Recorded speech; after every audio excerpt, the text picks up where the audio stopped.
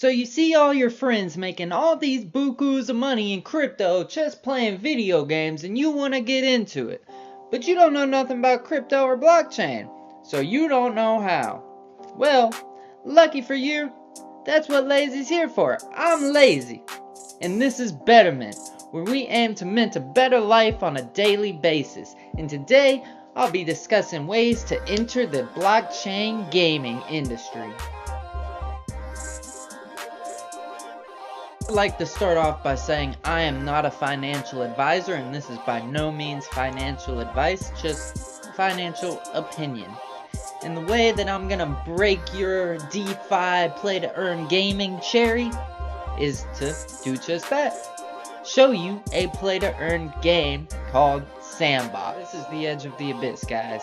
Jackal of Windhaven. We've collected some documents left behind by the people who have lived inside the mountain, but not all of them. Can you find the rest? So, I saw on Twitter they posted a contest of posting a picture of your avatar with Papa Smurf. So, we're looking for Papa Smurf, guys. Also, I thought, maybe since we're doing this whole collection on Layzee Plays Sandbox, I might talk to you guys about play to earn gaming, blockchain gaming, and what that really means.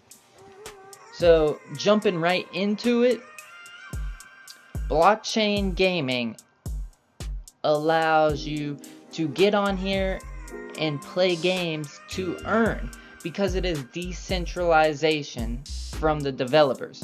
So what that means is traditional gaming, that the developers had all of the power, meaning that players would spend all their hard-earned hours on their game of choice collecting rare items, just grinding and farming to their heart's content. But one good day, all of that would come to an end and all of their work would be for naught. See, blockchain gaming makes it so you have in-game assets. So like, let's say you want to get this gun and keep it forever, for the rest of your life. You'll be able to get that gun, and it's an NFT, so you'll be able to transfer it from one game to another. So that's building value on your in-game assets. There are a lot of play-to-earn games, well, not really a lot, but there's some play-to-earn games where in other countries people are making enough to fully replace or just supplement their income. Axie Infinity, for example. Players are making $200 to $1,000 a month. That's not a lot, but to be playing video games? Look at this handy Smurf. Let's see what he's up to. We fell into this glitch by mistake, and now I can't find Papa Smurf. Oh, we're gonna find Papa Smurf. I think it's those VR glasses. We never should have let him wear them. He ain't gone far, bro. Alright, Papa Smurf, here we come. But yeah, people are earning with Axie Infinity. I'm a Solana network type of guy myself, and Star Atlas, it's not out yet, but it looks fucking fantastic, dude. And Sandbox, we're playing Sandbox, earning right now. Yes, you do have to have an alpha season pass, but do the math. There's 500 points to be made if staking does not reach its potential, 1,000 sand to be made if it does. 1,000 times $3, current market value, is $3,000. You buy a ticket pass for 1,000, you're $2,000 in profit for a month's worth of work. It's not a bad deal. Layzee says, not a bad deal. While this is never financial advice, and I am not a financial advisor, these are my financial opinions, and my opinions are bullish. We also have Decentraland, where, see, my vision on Decentraland right now currently isn't that great. It seems to be a conglomeration of casinos and not really play to earn, but more gamble to earn.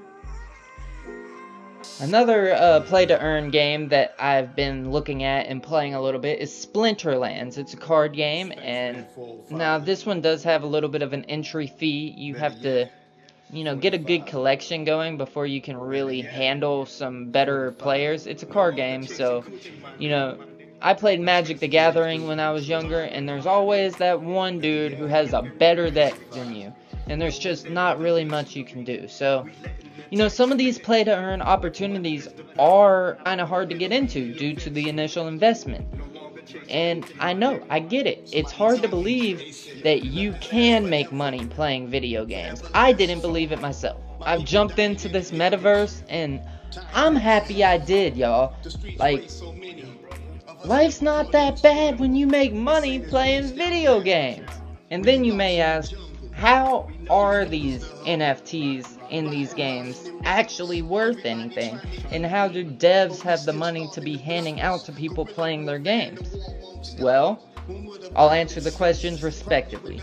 NFTs are assigned value because of the gamers, us, the people. Rarity, the difficulty to get said NFT, all of these are factors into the price of said NFT. Now also, the devs are able to give money to gamers because when you play a developer's game, they are getting money from you being on their game. Traffic. They also have deals, and it gets convoluted, but just bear with me. The devs are making money. So don't think that just because you play their game and they are paying you to play it does not mean that they don't get money for playing their game, because they do. That's what I love about decentralization. It's not just the big man that gets the money. It's all of us. All of us get our own slice of the crypto pie. Researching crypto is not easy. And if you guys appreciate me doing this and Betterment strive to make the world a better place, go ahead, scroll down and hit that like button. You can support us sending Ethereum to bettermint.eth, but the like button smash will be sufficient for all causes. I mean, you see it all the time. I'll give one example, and I don't want to call anybody out by name, so I won't. But there was a time where a certain game development company had children creating experiences for their games, and these kids weren't getting paid very much comparatively to what this company was getting paid. Not anymore. Decentralization takes that away.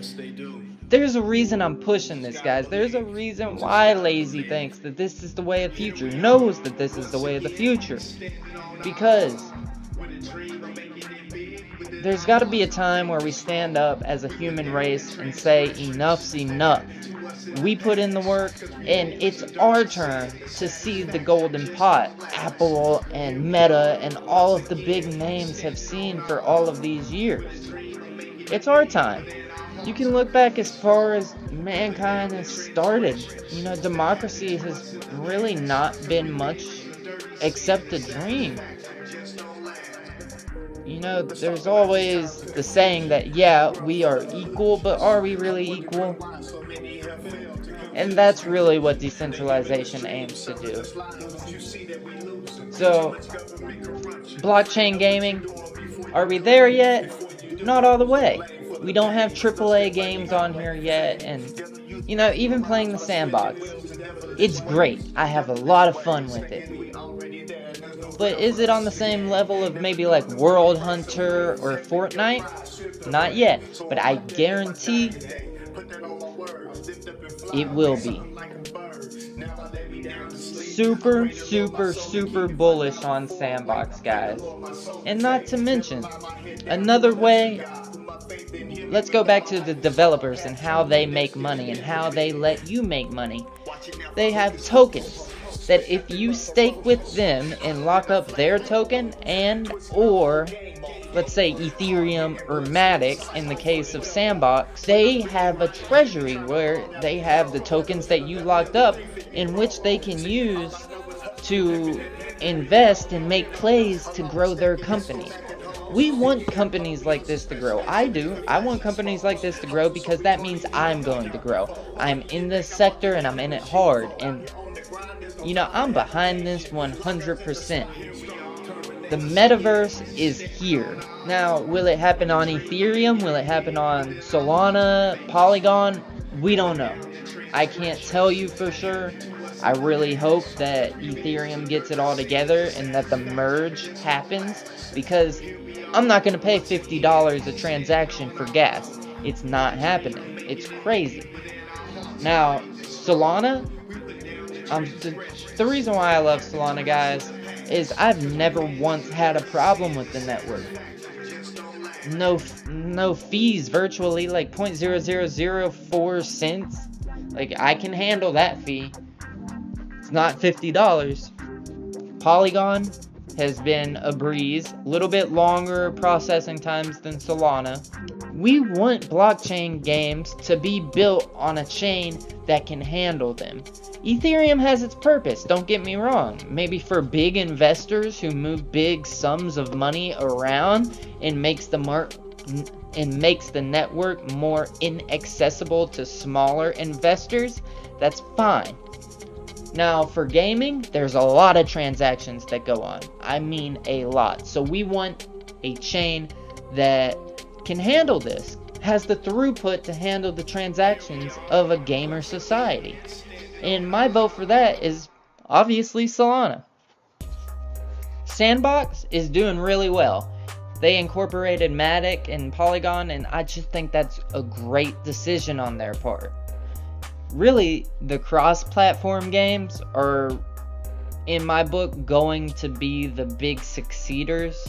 A couple of cross-chain games that I'm looking at currently are actually Synergy Lands and Good Games Guild. Now, Good Games Guild is actually kind of special to me because it's not necessarily a game per se, it's more of a guild. So that means multiple games. So when you're looking into something like that, it's the same basis as looking into Ethereum. Not only do you benefit from price action of Ethereum, but you benefit from the price action because of anything that was built on Ethereum. So the same concept applies with Good Games Guild.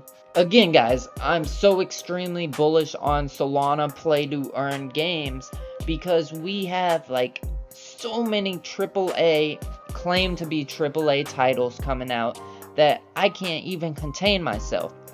A few that I've been looking at are, again, Star Atlas, number one, first and foremost. Cryo War, which has already done exceptionally well. It's a arena brawler of 1v1v1, and dude, let me just tell you, the graphics are insane. It's a mobile game too, like, so come on now.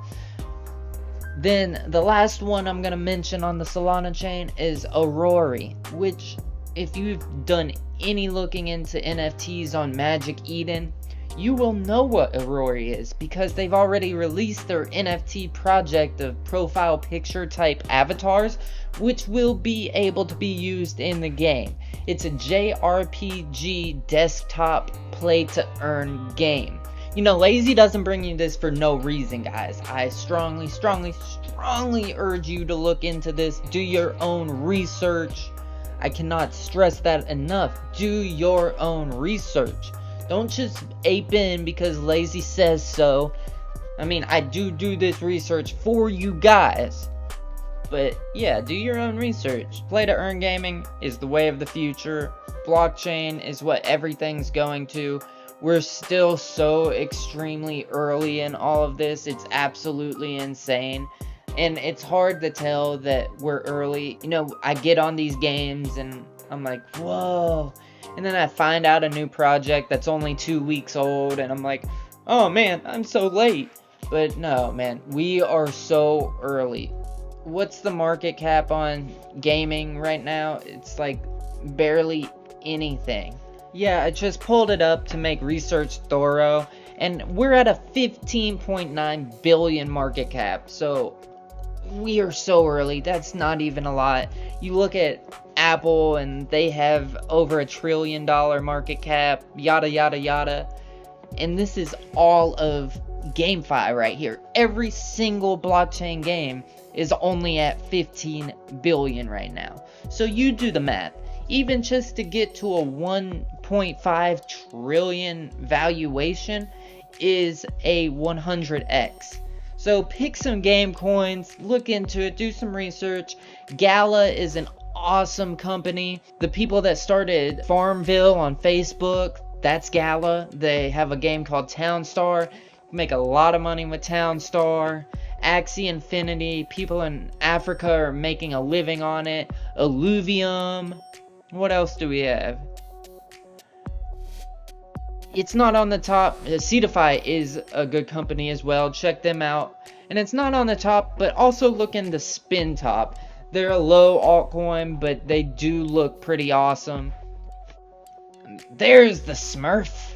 He looks kind of cool. Let's get this screenshot. Well, guys, I had a good time talking to you about blockchain gaming and play to earn and just in general the way of the future. Do me a favor and do some research. Let me know. Join the Discord. Let's talk about it. Let's get on this. Let's make it to the moon together. To the moon. Pew! LFG, LFG, let's fucking go. Well, that was a fun episode, guys, and I hope all of you know a little bit more today than you did yesterday about play to earn gaming on the blockchain. I salute you guys. Everybody have a great night. I'm Layzee, and this is Betterment, where we aim to mint a better life on a daily.